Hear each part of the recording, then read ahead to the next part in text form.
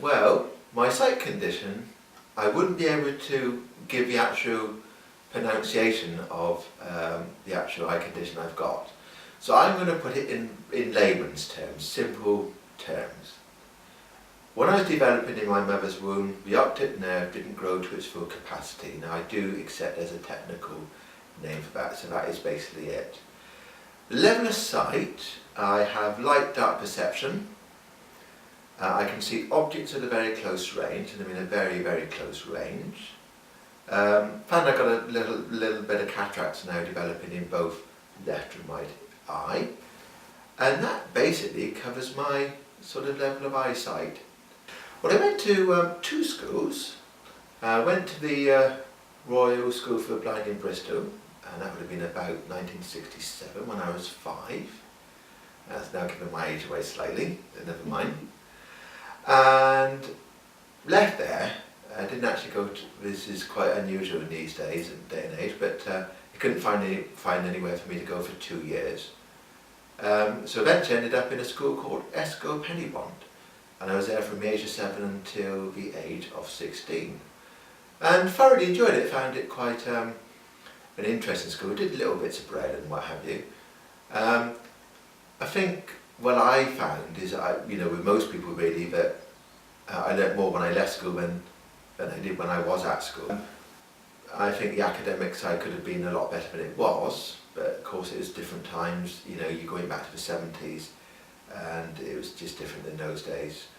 Of course in those days you didn't have computers like we got now. We got JAWS and sort of enabling software, which makes things a lot easier. But I thoroughly enjoyed the experience, and I don't think it made any difference. I think you find it hard to learn things. I'm not saying you don't learn things, but I think it slows your pace of learning down. I think a lot of people who have full sight obviously learn by sight.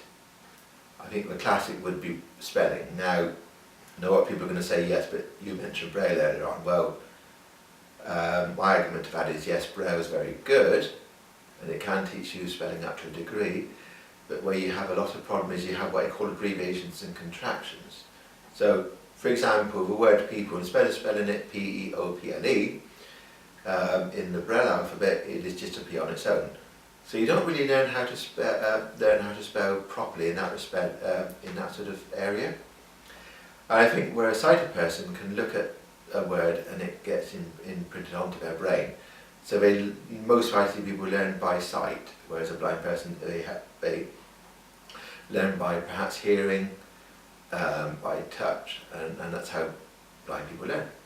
But of course, see today, I mean, technology has moved on in such an advance. You were comparing it when I was younger. I think things are a lot better these days for blind people than they were when I was younger. I mean, there's so much out there now for blind people. I mean, for example, I use a speech enabling software called JAWS. Now, when I say JAWS, I'm not on about the shark. For perhaps people who remember JAWS, so you just remember the shark. Yes. The JAWS package I use actually speaks to you on the computer, so when you type in the letter, it actually reads it out to you. And of course that does help with your spelling. And of course it's a form of cheating, I suppose, but you now got the spell check. And I think even watching television now is a lot better than it used to be, because in my younger days you didn't have audio description on television, but now that's come into play. So you can enjoy television now with your sighted companions and discuss things like what's been happening in EastEnders and things, and with a bit more knowledge than you would have had perhaps in previous years when you didn't have the audio description. Well, I think all I would say is, it's not the end of the world. When I know it sounds probably easy for me to say that, I've been blind since birth, never known any different. But you can live a fulfilled life. I mean, if perhaps you were doing Keep Fit before your sight started to deteriorate, there is the help of you to do some sporting activity and that sort of thing. If you're into reading, if you enjoy reading and that sort of thing, and there's the audio book service from the RNIB, so you can listen to an audio book. And if you're really adventurous and you feel confident enough, you can learn how to read Braille, which once you've got a hang of it is quite easy.